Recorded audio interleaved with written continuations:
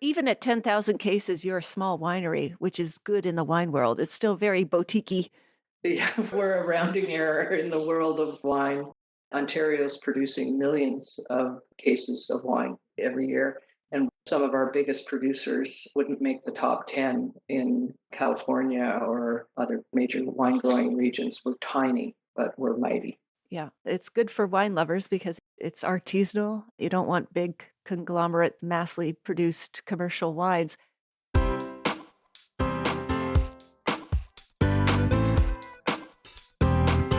you have a thirst to learn about wine?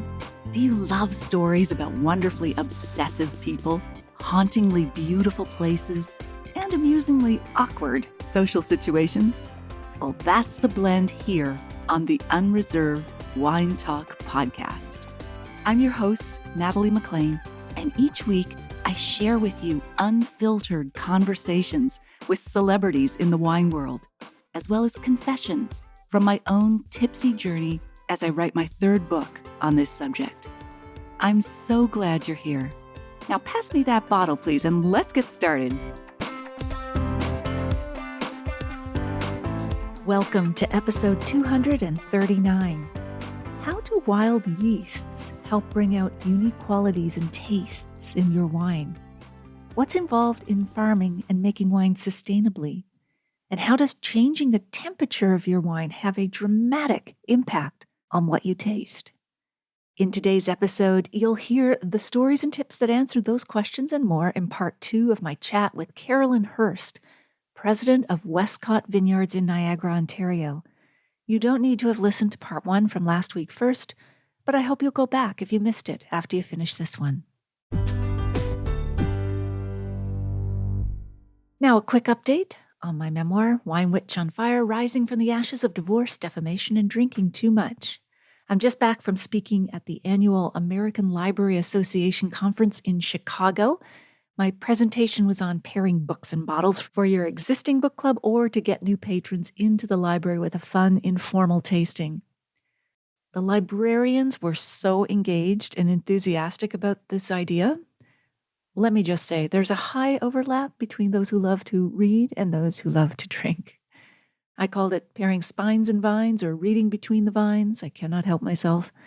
So many of them told me afterwards that Wine Witch on Fire would be a great fit for their book club, especially with the comprehensive free book club guide. I mention this because you may find a book club at your local library or bookstore that you want to join. You may also already have your own book club or wine group for whom you'd like to recommend Wine Witch as one of your monthly reading picks.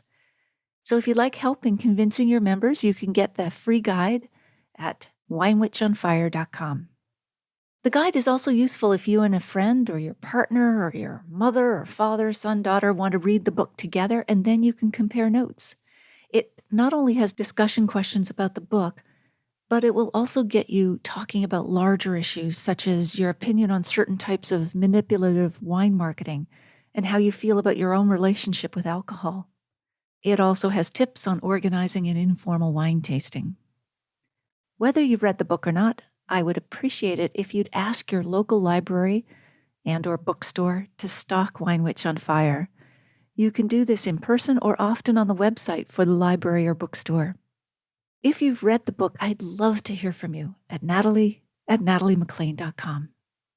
If you haven't got your copy yet and would like to support it and this podcast, please order it from any online book retailer, no matter where you live. Every little bit helps spread the message in the book. I'll put a link in the show notes to all retailers worldwide at nataliemclean.com/239. Here's a review from Laura Fabiani, who lives in Lachine, Quebec. Wine expert Natalie McLean's latest memoir, her third book, is an enlightening exposé on the reality of working in the wine industry. Her honest account of how she faced her divorce, her defamation accusations, and her weakness toward drinking to cope made this memoir highly relatable and readable. She compares what she went through to a witch hunt, hence the title. My recent interest in learning more about wine brought me to McLean's website, TV segments, courses, and books. But it was this memoir that truly made me understand the courageous woman behind the name. I say courageous because it takes guts to bear one's emotions and show vulnerability when the media has already set you on fire. But therein lies the strength of facing one's trials and fears as MacLean did, making this memoir hopeful and uplifting. MacLean's writing is fluid and contemplative, almost like reading a novel, never boring and most illuminating. It also satisfies those thirsting for wine knowledge. Her narrative is interspersed with different wine tastings and challenges of the wine writing world. I was thrilled that she included wines that she talks about throughout her memoir as well as their history. Although working in an industry where misogyny, competition, and bullying are accepted, MacLean has not lost her big heart in spreading her wine knowledge and the happiness that goes with a good glass of wine, especially in the celebrations of life. 5 stars. Thank you, Laura. Okay, on with the show.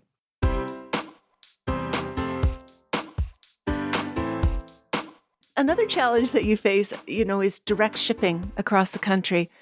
Not to get into the tangle of legal stuff, but the federal government has approved it, but the provinces still have lots of barriers. So it's not easy or maybe even legal for you to ship to certain provinces if Canadians living elsewhere want to buy and taste your wine. How big of an impact is that on you, and what needs to change?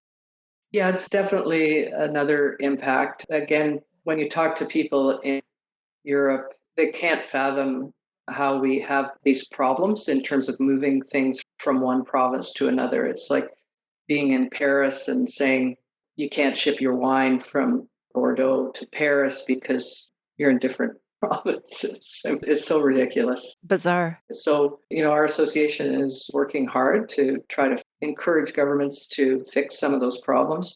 It really comes back to the monopolies. Again, not to get into too much detail, but the liquor monopolies and licensing that are based on prohibition era legislation are what are preventing us from being able to legally ship product across the country. Right. I mean, technically, we get a lot of Quebec.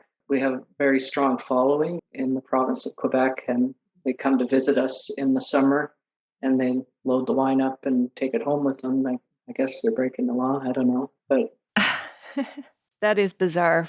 Willing to die. I'm not naming any names. No, of course. I'm sure there's a list. They'll be hunted down. But it's the one agricultural product that is the greatest value add. All these spin-off jobs. It's the only thing we put on the dinner table in its original label. Why we can't share those agricultural products across the country is very strange. But I mean, for those listening, and I know you don't want to get down the rabbit hole, but there is a protectionist effort from the local or the provincial monopolies to safeguard their revenues and their et cetera. So that needs to change, and hopefully that will come. Is there anything people listening can do to help this? I mean, I know there was petitions like Free My Grapes, and is there anything else that we can do to help with this? Yes, I think just keep commenting on it. I mean, even this show, and raising the issue. But it really comes down to political will and whether there is political will to take this on. I mean, that's part of why we need associations like ours in order to kind of coalesce the voices, to have some volume going in to speak to policymakers. That I think anything helps in terms of just commenting on it and asking, why can't I do that? Talk to your local politician and say, why can't we do this? And keep some pressure on it, because politicians ultimately want to do what people care about. So whether it's important to people or enough to make a comment about it, I guess we're hoping that it is. So contact your local politicians and let them know how important it is. And politicians, so towns like here in Niagara, our mayors of the towns and regional councillors, all of those types of people are very aware of the impact that some of these policies have on our businesses, and extremely supportive, and their voices are going there. So it doesn't even have to be your MPP, it could be your mayor, regional kind of politicians. Sure, absolutely. This wine is all about diversity of taste, and if we can't taste the full range of what we make here in this country, I think that's a loss for everybody. Yeah, absolutely. So let's talk more about Westcott Vineyards. How much wine do you produce on average a year, and what are your specialties? You've mentioned the cool climate grapes, but tell us a little bit more about the winery. So we're very focused on Pinot Noir and Chardonnay because when we purchased the Butler's Grant Vineyard, we acquired Riesling and Cabernet Franc. So we've now kind of expanded that out a bit. So we're very, very, very focused on making the best possible Chardonnays and Pinots primarily. And then in addition to that, we're now making more and more sparkling because Chardonnay and Pinot are great base grapes for classic champagne or Charmant or Crémant de Bourgogne style of sparkling wines. We're making more and more. Actually, we started kind of as a little side project.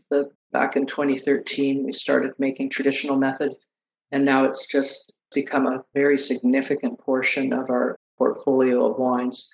In a good year, in terms of crop, we produce about 10,000 cases of wine. Some of our wines we're producing in very small lots, so there'll only be 200 cases of wine.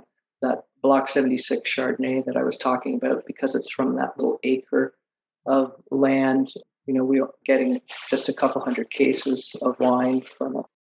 Mm-hmm. But even at 10,000 cases, you're a small winery, which is good in the wine world. It's still very boutique-y. Yeah, we're a rounding error in the world of wine.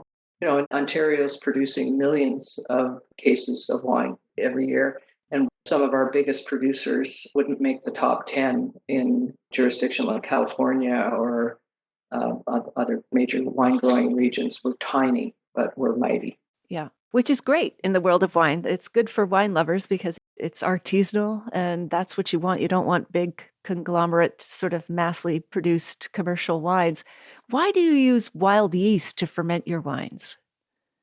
So we started, wild yeast is an interesting topic. So when we first started in 2012, 2013, we were using selected yeast, what's called selected yeast. And it comes, there's a big book of catalog.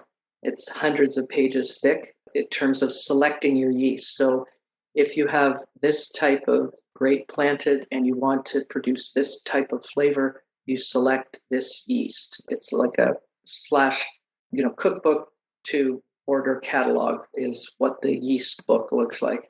And so great bedtime reading. Yes, exactly. Sounds like a real strain. That's right. 30 seconds and you'll be asleep. Yes, it's a very soporific, very soporific reading.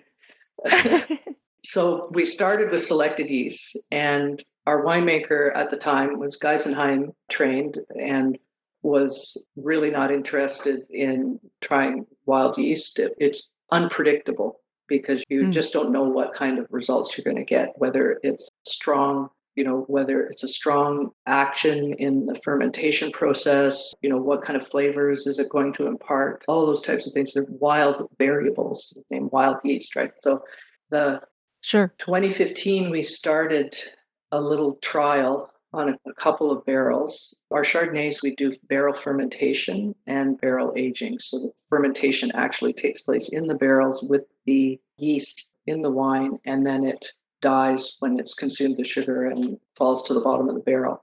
So 2015, when we started introducing wild yeast on a trial basis, we were blown away with the results. Our native yeast, yeast exists out in the vineyard naturally. It's on the grapes when you harvest them. And so you bring them in and you don't, normally if you're using selected yeast, you inoculate, you kill the natural yeast and then put in your selected yeast to make sure that you're controlling the process from end to end. So when you introduce wild yeast, it comes in, on the grapes and goes into fermentation. And so we were just blown away. We loved the really good, vigorous yeast, produced great fermentation. Also on the mallow lactic fermentation, which is a whole other discussion.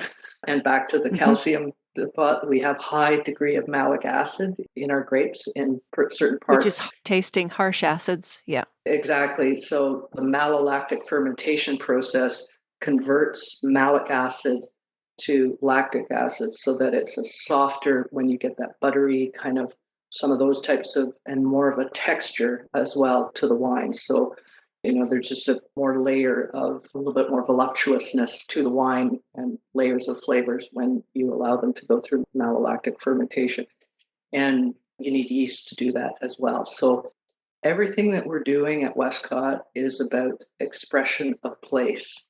So, we had the geography discussion, the escarpment, the soils, the 40-year-old vines that have regenerated from the soil, from the air and the water that is of this place. And the yeast is of this place. This yeast doesn't exist anywhere else except in our vineyards.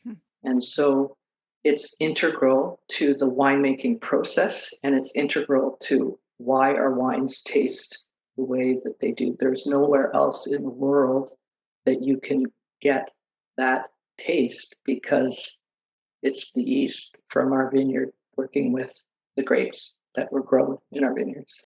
And does yeast impart a taste to the wine, or is it just an action agent that is converting that sugar into, alcohol and carbon dioxide? Yeah, so yeast contributes in two ways. The actual fermentation process has phenols as part of that process that the yeast is contributing to. Which are flavor precursors? Flavor precursors, exactly. Thank you. Okay. And then the second way that the yeast impacts the flavor is through its resting as lees. So in the case of our Chardonnay, the yeast is now, we call it spent yeast. So it's expired, it drops to the bottom of the barrel, and that yeast is imparting its flavors to the wine while it's resting. And so there's a big discussion, in terms of style of winemaking. Do you stir the lees? So the French call it bâtonnage, which sounds a little more rough, but you're basically stirring the lees in Chardonnay or you're not. And based on that decision, you're either creating more contact with the lees or less contact with the lees as it's suspended in the wine, and that changes the flavor. The yeast in Chardonnay in particular, the lees give some of those toasty or brioche or those types of flavors. Right. Biscuity. Yeah. Creamy. Yeah. They're lovely. I love having conversations with guests that come to the winery about Chardonnay in particular, because Chardonnay to me is one of the easier wines to show all the different impacts that we just described. So we make a Lilias, which is it's made in stainless steel. How much malolactic fermentation do we allow in that? Why does it taste the way that it does? Then right through to estate Chardonnay, which is barrel fermented, barrel aged with no lee stirring, but full malolactic fermentation that takes almost all winter to complete. So how you put those wines side by side, and they are very different wines. They came out of the same vineyard, and they're Chardonnay grapes. They're the same grapes grown in the same places, but the winemaking process the decisions made them taste very, very different.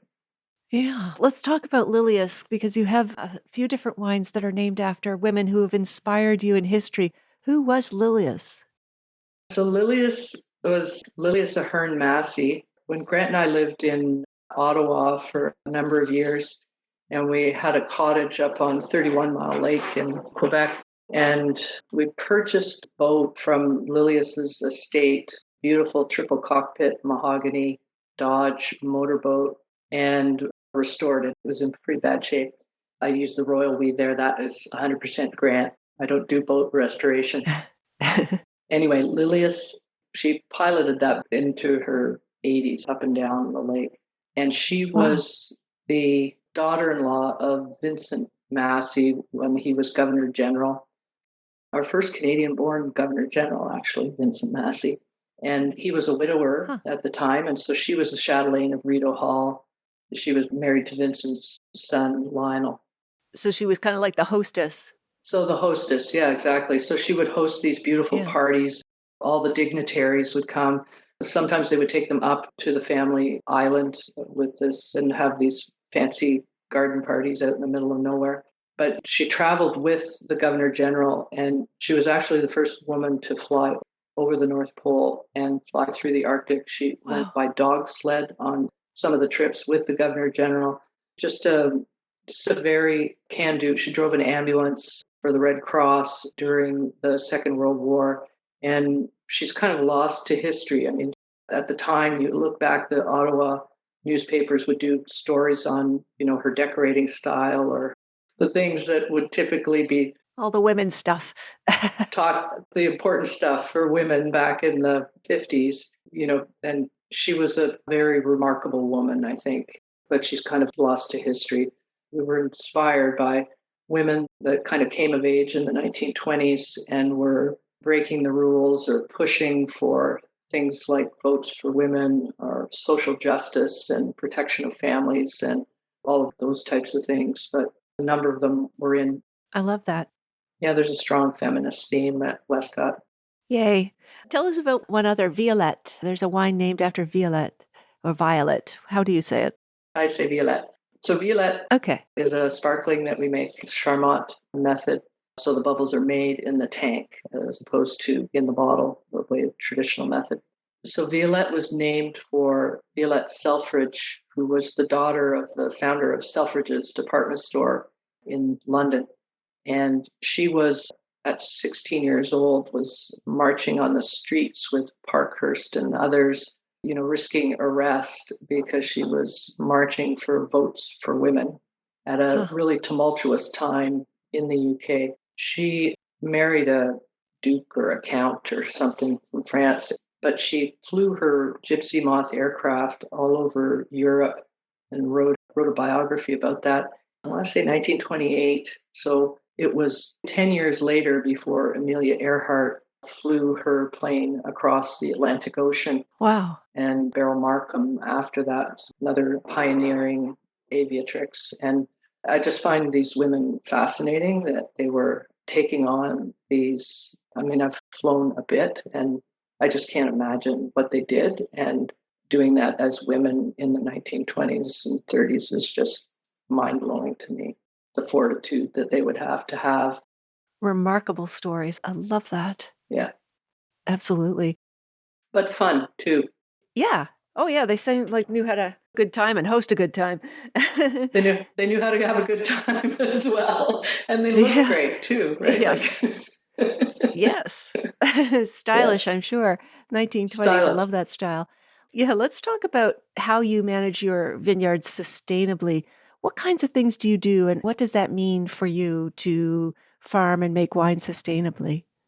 Sustainably is a mixture of things. It's farming practices in terms of giving back to the land and protecting the land and nourishing the land as part of your agricultural practices. It's also part of the economic viability that we were talking. In order for a farm to be sustainable, it needs to be economically viable and sustainable.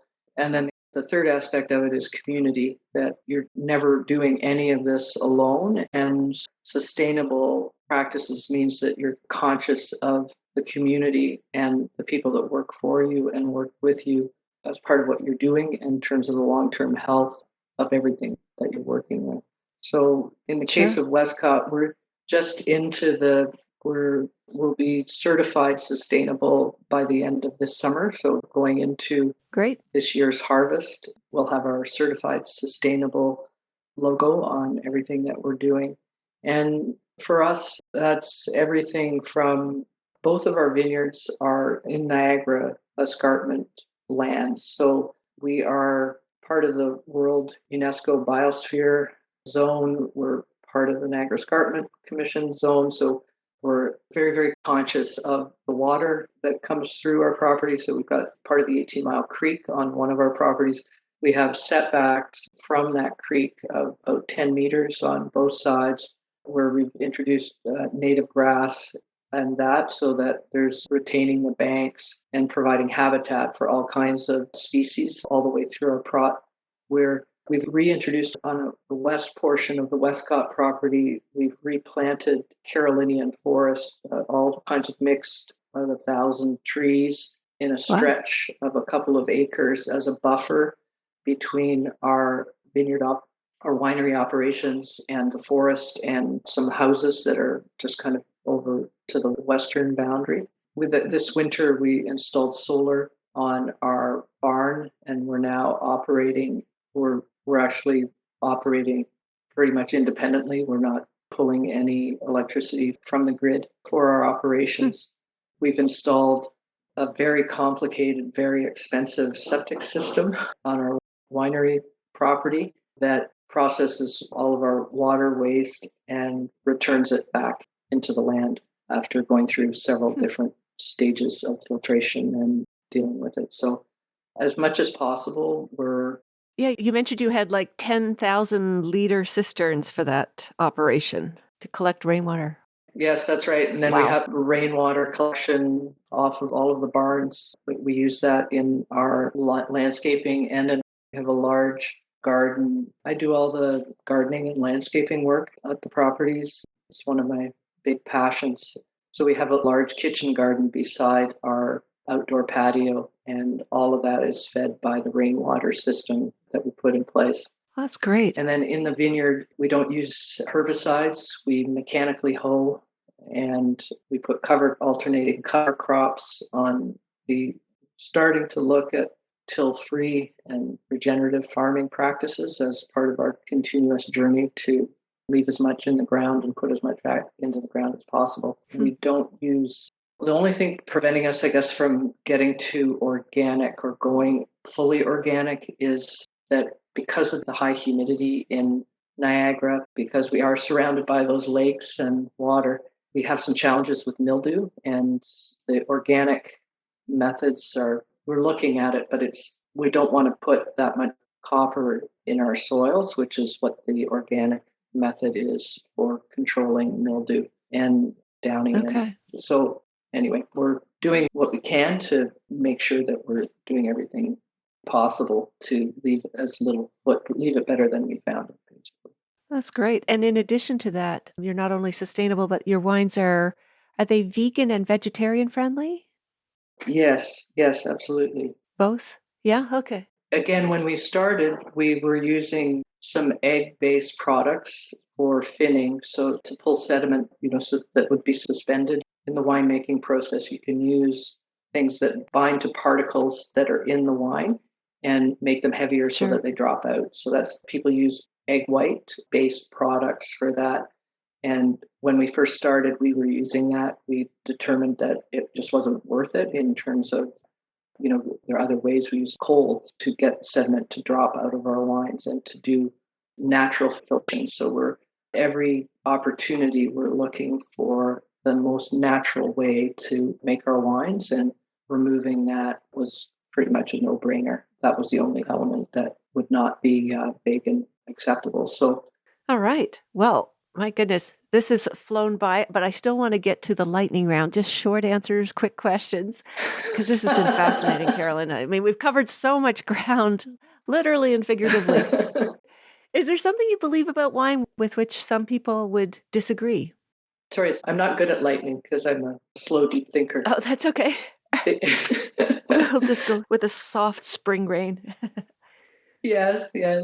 I would say it's in the news a lot about health, and the Canadian Health, whatever it was, that put out the report saying that the new guidelines, should all drink less, which is fine. Like, I get that, but in terms of wine, I think we're very much of the opinion that part of a healthy lifestyle. And I think maybe some people just disagree with that. But for me, everything is always about moderation and balance, and I don't drink wine in huge volumes. I drink it slowly and contemplatively. And that brings me a lot of joy in my life. And I think that it's part of a healthy lifestyle. So I don't think everybody agrees with that. Well, I'm biased, but I agree. Obviously. Yeah. I think stress kills more people, and not that you need to turn to wine to reduce your stress, 100%. But it's a part of an evening of slowing down, marking, the transition from a busy workday to slow family time, I find. And, pairing it with food is just, I think, a lovely thing to do. Speaking of pairing with food, do you have a favorite childhood food that you remember? And what would you pair with it today in terms of wine? Grilled cheese sandwich. Ooh, yum. Maybe I've gotten a little more sophisticated about the cheese that I put in my grilled cheese sandwich, and maybe the bread has gotten a Sure. little more sophisticated, but I still love grilled cheese sandwiches. And man, that's a great pairing with an estate Chardonnay with that nice, beautiful barrel fermented, barrel aged texture. And that's it for me. That sounds great. If you could share a bottle of wine with any person outside the wine world, living or dead, who would that be, and which wine would you share with them? I'm reading a book on the Stoics, the lives of the Stoics right now. Okay. I'm thinking one of these Stoics would have been kind of fun to maybe Marcus Aurelius. I don't even know how to say his name. Aurelius, I think. Aurelius, yeah, the Stoics, yeah. Roman Stoic. I think he would be a pretty Are Stoics fun? Yeah, that sounds like a contrast. No. I kind of identify. Maybe if they have enough wine. Yeah. I could loosen them up a bit. Yeah. Exactly. And is there a wine tip that you'd like to share with listeners, like something they can try this week, whether it's related to food pairing or anything related to wine? One of the things that I find fun is trying wines at different temperatures. And we have a lot of conversations, again, with guests at the winery. One of our wines, Temperance, it's a red blend and it's kind of medium bodied. I drink that right through the summer. In the winter, I'll go for fuller bodied reds. Like I'm slowing down and kind of having them with something warm by the fire, a stew or that kind of thing. But in the summer, I find when a white just isn't quite going to do it, and maybe drink a rosé, but a nice medium bodied red, slightly chilled so that it's fresh, that it brings out the freshness of it. So what we do sometimes in the tasting room is we put a bottle of Temperance kind of at room temperature and a bottle of Temperance at slightly chilled and just pour that to try them side by side. And people are just blown away by how a slight, just a couple of degrees difference completely changes the way that wine tastes. Wow. It's kind of it's be a fun party trick, Absolutely. It's something to try at home. And I would assume that the chiller the wine, as you said, tastes fresh, it's lively, it's uplifting. Maybe you get more of the acidity, but I would just assume, but just tell me what happens with Temperance at room temperature. You're getting more of the fruit flavors and a warmer feeling. I don't know. Yeah, so that's it. What you described first, the cooler one has that fresh, fruitier, little bit more edginess, a pronouncement of acid on the finish. And with the room temperature, it's just kind of a little bit softer, rounder. And, some people find it almost flat, right? Like when it's being compared that way. So yeah, it's rounder and softer and fuller, I would say, as opposed to fresher and more fruit. Some of the tertiary flavors are more apparent in the warmer ones. So you get some of the earthiness and, more subtle, some of the oak impact, some of that would come through more than the expression of the vibrant fruit in the cooler one. Interesting. And then the pairing, of course, with foods, right? So that it's like at room temperature, Temperance, I'm back to almost beside the fire with some cheese or something like that. And with the chilled Temperance, I'm thinking something off the barbecue was maybe a bit of heat on the sauce, or a salmon or something like that with a bit of Szechuan or, just is a completely different pairing in terms of same wine, different temperature. Oh, great. Fascinating. I have to try that tonight with a wine. Is there anything that we haven't covered that you'd like to mention? Well, we haven't talked about your book at all. I was a pre-read. This is your show. I pre-read your book, but no, I loved your book. I was just looking here. I've got thanks, Carolyn. 2 of your other books around here somewhere, and I enjoyed them as well. But I really enjoyed your book. Everybody should be buying it for a whole bunch of reasons. Young women, old women, men.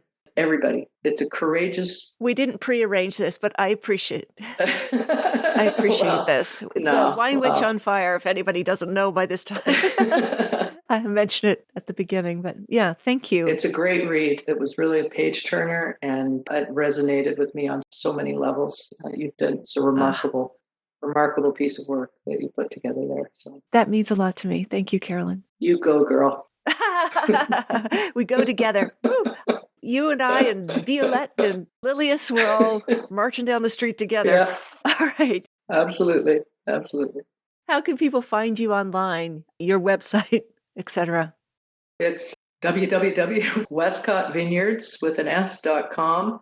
And we've got some wine in the LCBO right now in vintages. Our estate Pinot Noir from 2019. We have very limited kind of 8-week periods that we get our wines into vintages. And so it really helps us when people buy them. Everybody wants to come to the winery. You can buy our wines online from our website. We were an early adopter of Shopify. Okay. And then occasionally the wines are in vintages, and it does really help us if you see them in vintages to pick them up and buy them. Sure, because then they'll reorder from you if they sell, obviously. That's right, the order. Yeah. Exactly. It's all about the sell-through in the channel. It is. Books and bottles, same thing. Books and bottles, same thing. And software, same thing. Yes, indeed. Yes. Well, thank you so much, Carolyn. I really enjoyed this conversation. You are pioneer and leader in the industry, in terms of the whole industry, in terms of what you're doing with your winery and the spectacular wines you're making. I really appreciate you taking the time to chat with me here today. It was my pleasure. I was delighted to be here, and thank you for having me. Oh, well, thank you. All right. Well, I look forward to our next conversation, perhaps in person next time. Yes, got to get you down. Yes, to the winery. I've got to come. I'd yes. love to do something Absolutely. with your book as well. Yeah. Sure. Okay, I'll say cheers for now. Got lots of people that would love to meet you. Okay. Thanks, Carolyn. Okay. Cheers. Take care.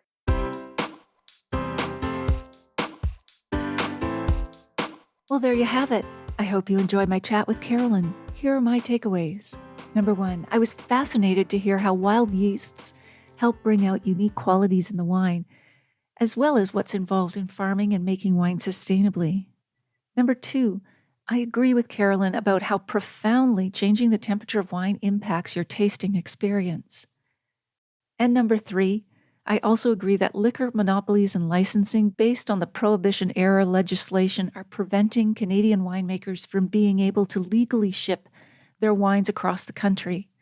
That needs to change, especially in an industry where each producer is so small they often don't produce enough to fulfill large liquor store chain orders, and so they have to depend on direct orders from customers. In the show notes, you'll find the full transcript of my conversation with Carolyn, links to her website and wines, the video versions of these conversations on Facebook and YouTube Live, and where you can order my memoir online now, no matter where you live. That's all in the show notes at nataliemclean.com/239. Email me if you have a sip, tip, or question at natalie@nataliemclean.com. If you missed episode 49, go back and take a listen. I chat about wine and travel stories with Stephanie Pichet. I'll share a short clip with you now to whet your appetite. The classic chorizo. I used to do one which is really fascinating. It's really easy, and I don't even have to write a recipe for anyone for this. Take a fresh chorizo sausage, just roast it enough so that you can slice it in pieces, and then top it with red wine, and you're poaching it. So you're actually cooking the chorizo in red wine. So all of the garlic and paprika inside the sausage comes out into the wine, kind of makes its own sauce. And the chorizo takes on a whole different flavor because it's been poached in the red wine. And then just pairing that with a classic Rioja, maybe a Crianza or something. The chorizo, I think, is going to overpower it a little bit if you have something that's too big and bold. It's kind of like Spain on a little plate, that little bit of meat and that little bit of fat and the little bit of red wine sauce and then the classic Rioja. That's pretty much what everyone would have at 6 o'clock on a Wednesday afternoon in Spain.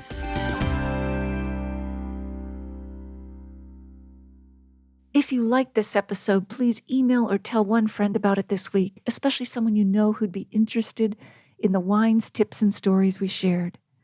You won't want to miss next week when I share some more insider wine stories from my new book. Thank you for taking the time to join me here. I hope something great is in your glass this week. Perhaps the Westcott Pinot Noir.